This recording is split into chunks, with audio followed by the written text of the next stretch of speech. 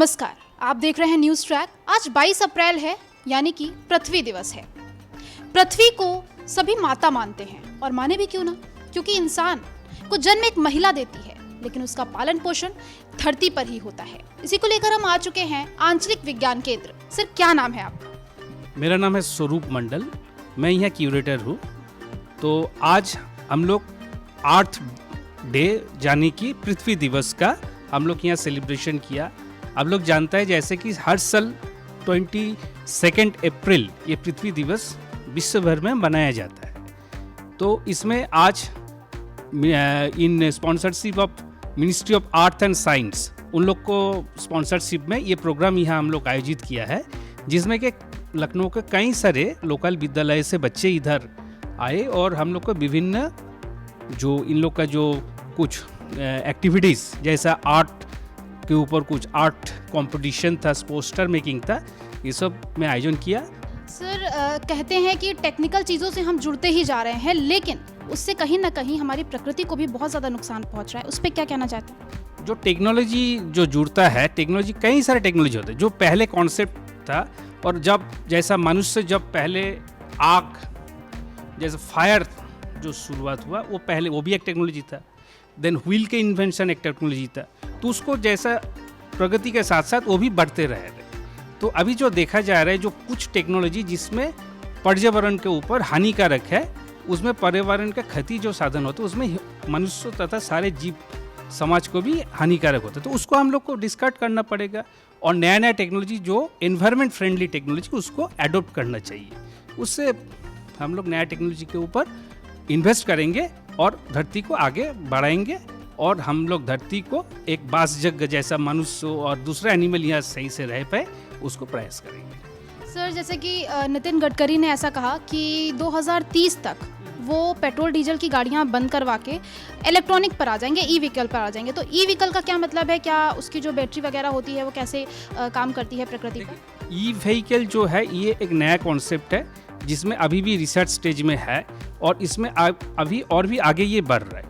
जैसे e vehicle में जो देख रहा है जो उसका चार्जिंग जो हम लोग को जो मेन प्रॉब्लम है, चार्जिंग स्टेशन डिफरेंट पोजीशन में पॉइंट्स में नहीं है, उपलब्ध अभी भी नहीं है।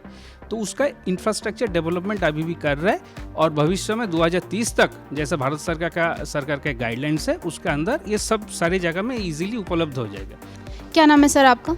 मैं प्रोफेसर विभूति राय, लखनऊ विश्वविद्यालय के भूविज्ञान विभाग में प्रोफेसर हूँ। यूनाइटेड नेशंस और अन्य ग्लोबल बॉडीज़ के माध्यम से, जिसमें भारत भी उसका एक अंग है, पेरिस में एक बहुत बड़ा कन्वेंशन हुआ जिसमें सभी देशों ने, ज़्यादातर देशों ने कहा कि अब हमको टेक्नोलॉजी में चेंज करना है, बहुत सारी अन्य चीज़ों में चेंज करना है, जिससे कि जो हमने पिछले 70 साल में इंडस्ट्रियलाइजेशन के बाद इस पृथ्वी पे वायुमंडल को डिस्टर्ब कर दिया है, बहुत ज़्यादा ग्रीन हाउस गैसेस से वो आच्छादित हो गई है, जो एटमॉस्फेयर है उसको कम करना है। और उसकी वजह से पिछले 50 से 60 साल के बीच में पृथ्वी का टेम्परेचर 1.5 डिग्री सेल्सियस ये बढ़ गया है। इसको वापस 1.5 डिग्री कम करना है, यानी ज़ीरो लेवल पे लाना है, जिससे कि जो ग्लोबल वार्मिंग है उसको रोका जा सके। तो ये जो एक क्लाइमेटिक केओस है इसको वापस पुनः स्थापित करना, ये हम सब वैज्ञानिकों का एक ध्येय है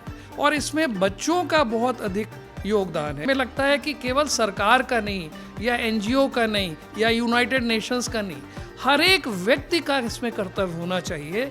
उसमें उनको अपना संपुट लगाना चाहिए, कम पानी इस्तेमाल करें। हम वेस्ट बहुत करते हैं पानी। ग्लोबल वार्मिंग को अगर रोकना है तो हमको पौधारोपण और वृक्षारोपण करके इतने वृक्ष उगा देने होंगे, क्योंकि as human being, as animal, हम ऑक्सीजन इनहेल करते हैं, कार्बन डाइऑक्साइड निकालते हैं। पौधे कार्बन डाइऑक्साइड इनहेल करते हैं और ऑक्सीजन निकालते हैं। तो वही एक सॉल्यूशन है। अगर हम ऑर्गेनिक खेती करें, वर्मी कंपोस्ट का इस्तेमाल करें, जो थोड़ी महंगी होगी, उस टेक्नोलॉजी को हमें सस्ता बनाना है, उसमें निवेश करना है। तो ऑर्गेनिक खेती में हम एक पर्यावरण को भी एक, हम जिसे कहते हैं कि एक संतुलित रूप से रख पाएंगे और केमिकल का उपयोग कम होगा। हम लोग साबुन का इस्तेमाल करते हैं, उसमें बहुत सारे हम ऐसे केमिकल यूज़ करते हैं जो हानिकारक है। ऐसा नहीं कि साबुन की ज़रूरत कम हो जाएगी, क्या ऐसा हम कर सकते हैं कि ऑर्गेनिक साबुन का इस्तेमाल करें?